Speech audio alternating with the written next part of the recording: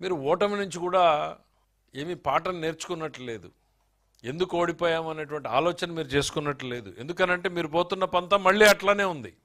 అప్పుడు పోలీసు వ్యవస్థను ఉపయోగించి అరాచకం చేశారు. ఇప్పుడు రాష్ట్రంలో రౌడీలందరినీ సమీకరించి, అదేదో సినిమాలో ఉంది కదా, అందరినీ సమీకరించి ఒక నగరం మీద పట్టు కోసం ప్రయత్నం చేసినట్టు నువ్వు ఈ రాష్ట్రం మీద భయపెట్టి నడపాలనుకుంటున్నావు. ఇక్కడ ఉన్నది చంద్రబాబు గారి ప్రభుత్వం. నక్సలైట్లని, ఫ్యాక్షనిస్టుల్ని చూసి కలబడి నిలబడినటువంటి నాయకుడు. బట్ చాలా లెంగ్తీ రోప్ ఇస్తాడు మా ముఖ్యమంత్రి గారు. చాలా ఓర్పు, చాలా సంయమనం ఆయనకి.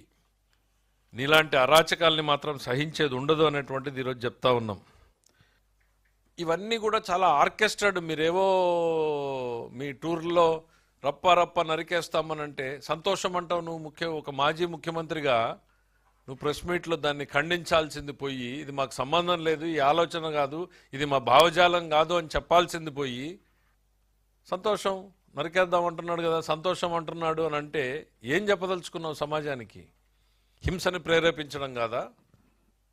Declaring the war. ఈ పదాలన్నీ ఎక్కడి నుంచి వస్తున్నాయి అని అంటే మీలో ఉన్నటువంటి ఆ ఫ్రస్ట్రేషన్, ప్రజల మీద ఫ్రస్ట్రేషన్. మీకు ప్రభుత్వం మీద తిరుగుబాటు కాదు, మీరు ప్రజల మీదే తిరుగుబాటు. ఎవరిని నరుకుతారు మీరు? ప్రజలనా?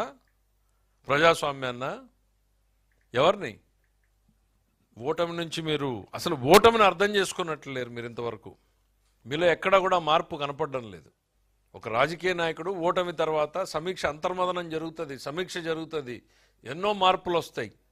కానీ మీలో ఎక్కడా కూడా మార్పు అనేది ఎక్కడా కూడా కనపడడం లేదు.